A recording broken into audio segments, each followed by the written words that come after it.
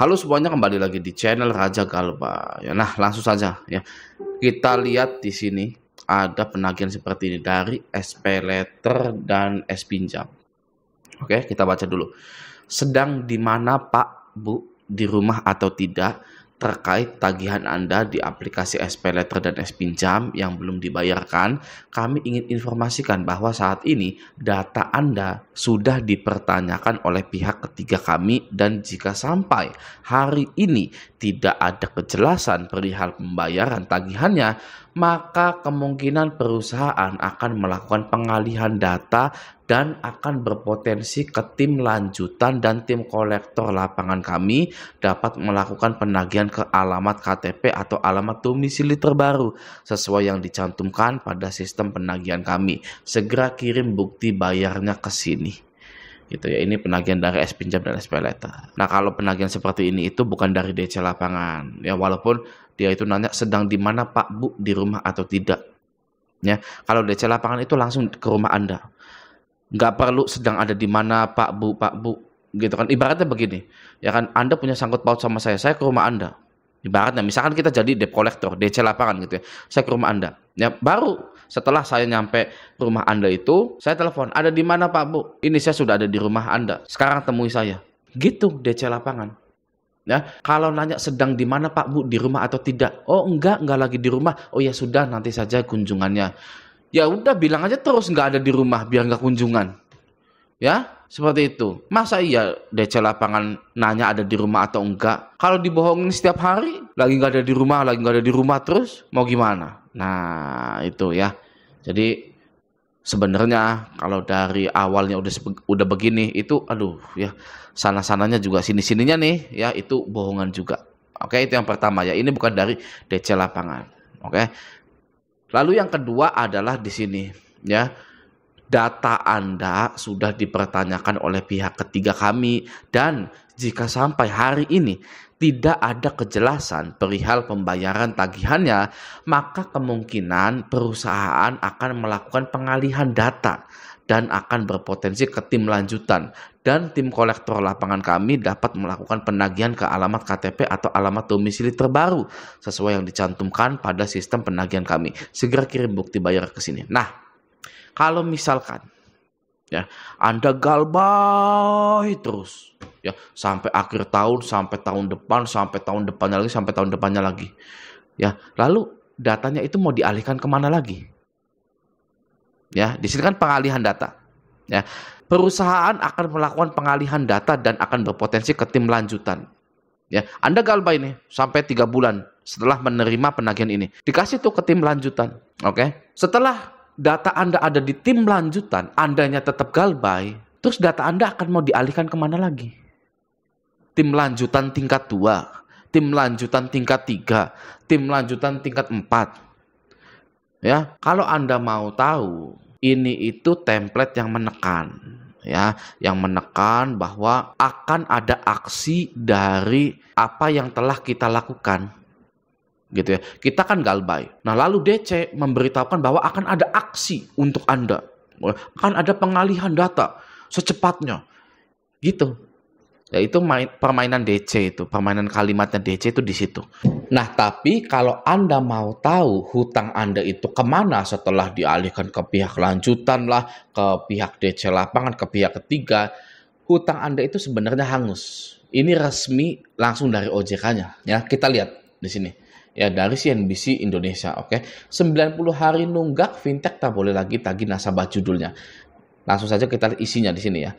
Direktur Pengaturan Perizinan dan Pengawasan OJK Hendrikus Pasagi mengatakan penyelenggara peer-to-peer atau P2P lending hanya bisa menagih cicilan yang tertunggak maksimal 90 hari.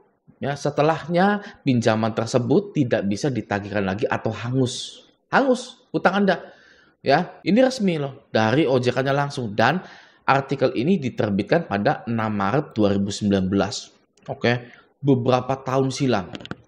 Ya, nah, tapi karena banyak yang nggak percaya, ya, padahal sudah dari OJK-nya yang bilang, namun banyak sekali orang yang nggak percaya tentang hal ini, maka hal tersebut dijadikan momentum untuk para pinjol memberikan keraguan kepada masyarakat Indonesia. Banyak loh nasabah-nasabah pinjol yang nggak setuju hal ini. Padahal ini langsung dari OJK-nya. Nggak mungkin 90 hari hutang angus. Aturan dari mana? Padahal ini dari OJK-nya langsung. Ya, Direktur Pengaturan Perizinan dan Pengawasan OJK Hendrikus Pasagi. Oke, masyarakat nggak percaya tentang hal itu. Dimanfaatkanlah hal tersebut oleh pinjol agar semua masyarakat Indonesia ragu dan tetap membayar pinjolnya dengan cara apapun.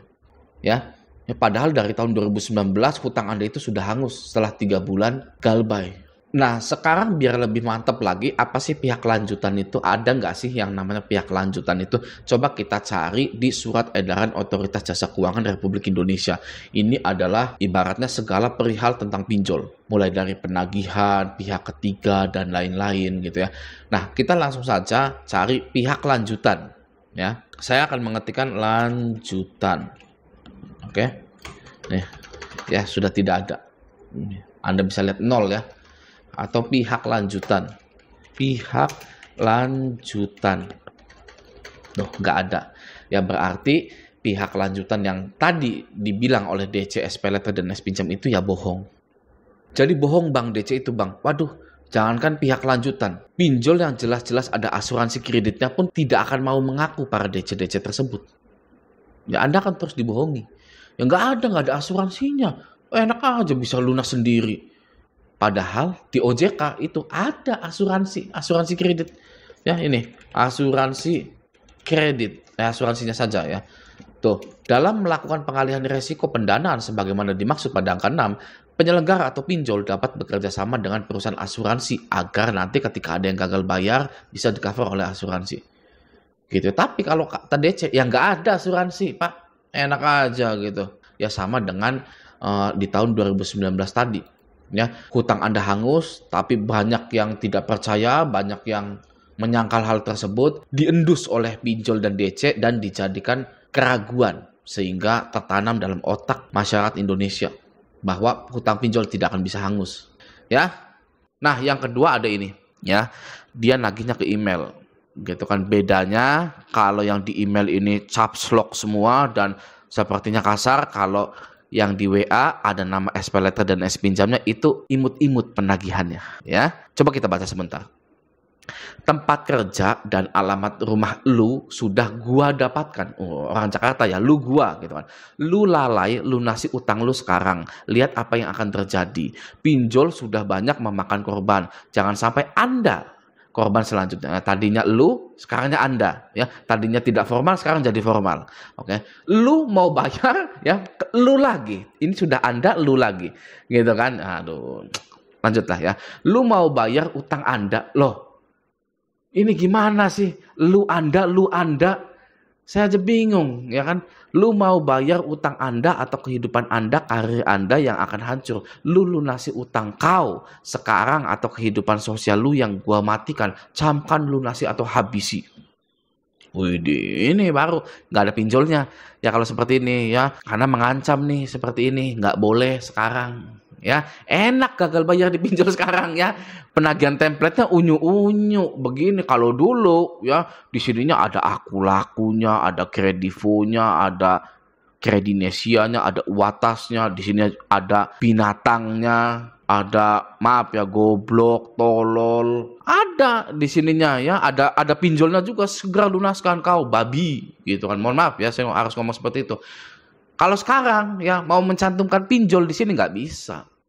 Nah, kalau mau mencantumkan pinjolnya harus unyu-unyu seperti ini. Gitu. Oke.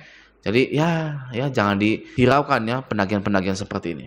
Oke, tapi kita bahas sebentar ya, bagi Anda yang ketakutan kalau melihat seperti ini.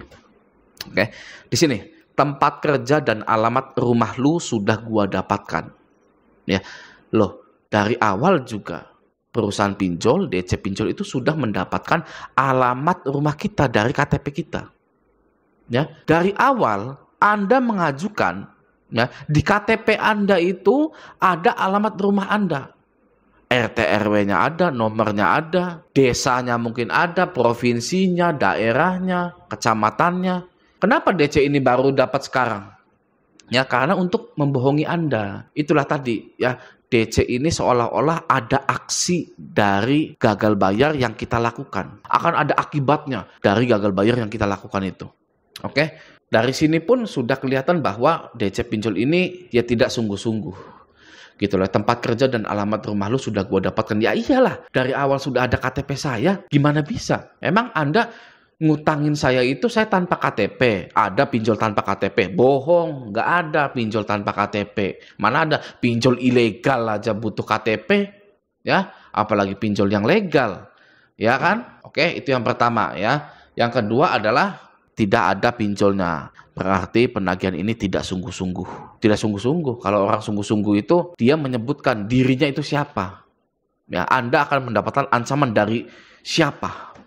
Kredivo ke, Aku Laku, Shopee Pinjam, SPayLater dan lain-lain gitu ya. Nah, jadi bagi Anda yang gagal bayar di pinjol, Anda tidak perlu menghadapi hal-hal seperti ini kalau Andanya itu ganti nomor HP gitu. Sekarang pertanyaan gini, Bang, ganti nomor HP itu boleh nggak sih?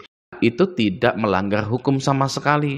Tidak ada aturan manapun. Anda silakan boleh cari. Ganti HP itu atau ganti nomor HP ketika punya hutang di pinjol atau gagal bayar di pinjol itu adalah tindakan pidana. Tidak ada.